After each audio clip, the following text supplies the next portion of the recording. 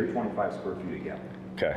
There's 36 gallons, we should have plenty. Yeah, plenty, guys. This is it. We're on one of Brian George's projects, Innovate. They're doing, what is that, honeycomb lighting? Is that what they call it?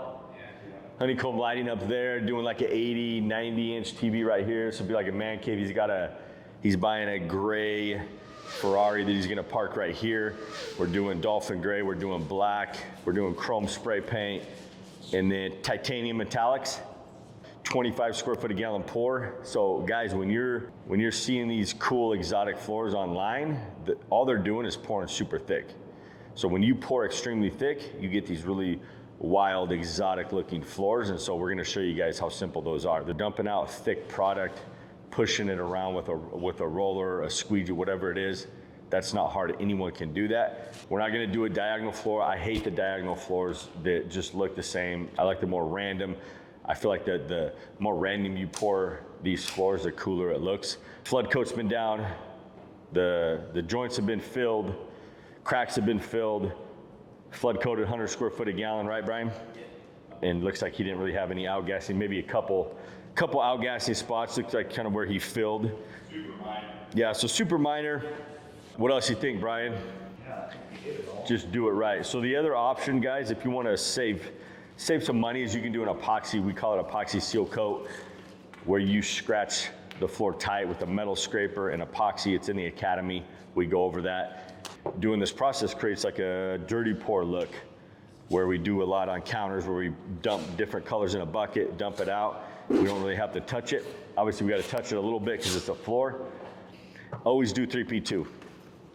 3P2 mixing process. You're never going to run into a soft spot. But yeah, I think we're going to get going. You guys ready?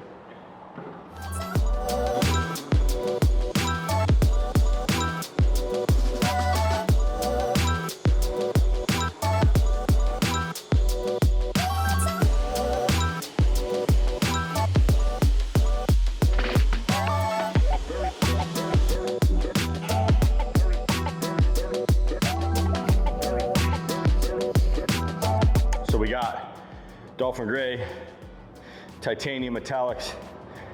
Now I got black pigment.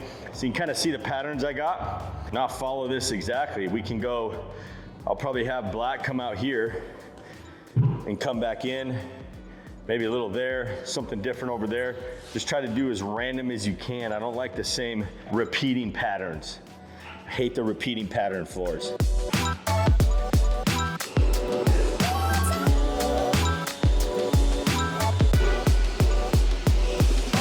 You can see how far away I'm staying from the edges because I know it's going to slope. It's going to want to flow.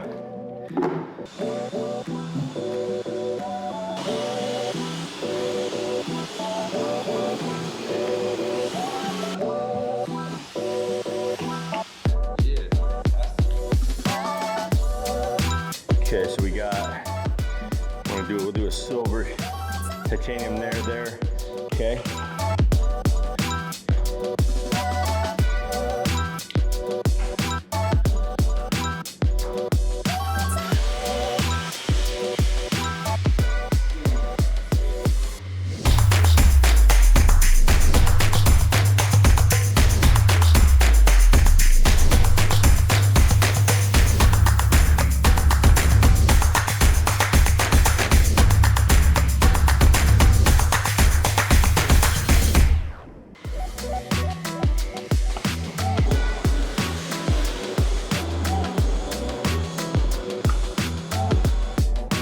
I'm gonna bring this one through.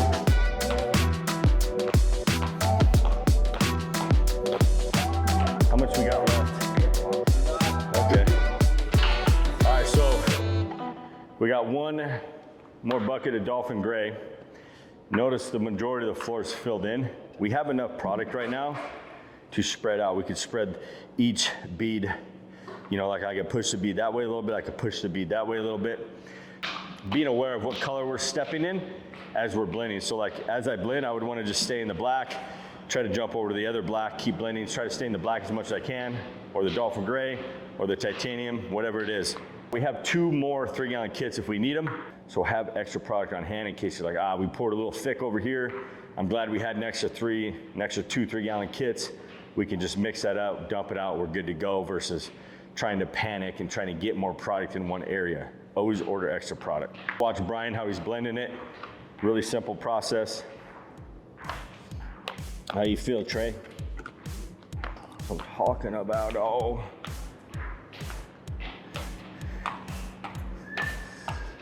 It's like, dude, there's just so much. Yeah, I'll get you some more, bro.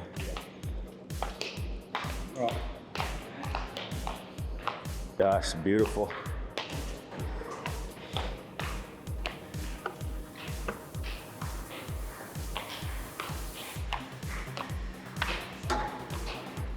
You can see how easy it is when you have lots of product. And the effects that it creates is just beautiful. The more random you can be, the cooler effects you're gonna get. Well, once we disperse this, dude, solid color pigments, spray paints are gonna give you instant cells dispersing effects without even dispersing with isopropyl. Metallics, you might see them a little bit, or even if you disperse it, they'll disappear and dissipate, but the solid pigment spray paints will hold that. So you can see the cool designs we're getting already just from moving it around.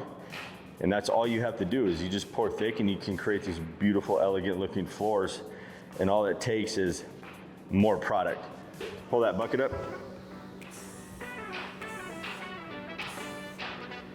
Shoots out spray paint. So I can walk around, don't even have to bend over.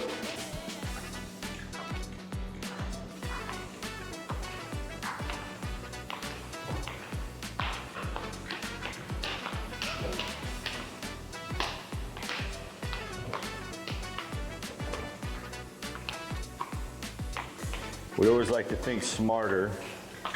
We always like to innovate, figure out easier ways. Yeah, innovate. It's who we're with. It's who we're with right now. Oh, a misspot. I thought you said like, just blend that in more. Yeah, right here. Boom, boom.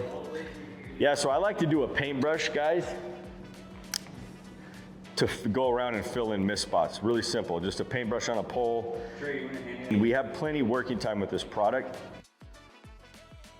All right, so we got everything blended. Showed you guys some spray paint. So the next thing would be disperse it. Isopropyl alcohol, we're gonna disperse it, create a bunch of cells. This floor is freaking beautiful though, dude. See how that chrome just pops? This is a beautiful look right there. Stunning.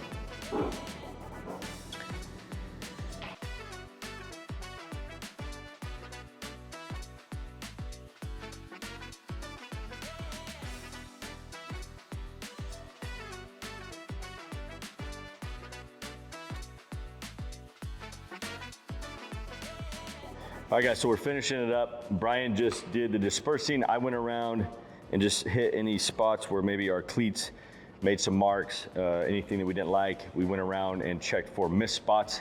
Again, you gotta be really methodical when you're looking for mist spots. It's really simple to have mist spots when you do floors like this.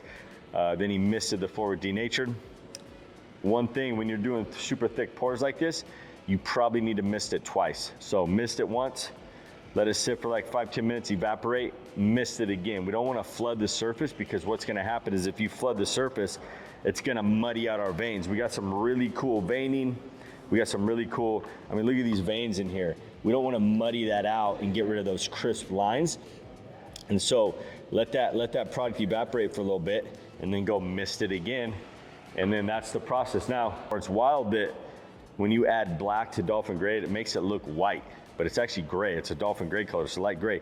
So it's not gonna amber and discolor like white would, but it looks white. So it's a really cool product to use when you're doing different colors. Same thing with our soft tan. 900 square feet, no problem, plenty of working time, and it's 85 out, it's pretty hot. Obviously we're in the shade, so that helps, but these higher end decorative floors, you just pour super thick. You have plenty of product to move around. So we'll see you on the next one. Yeah, tough to recreate the same look, you know, almost impossible.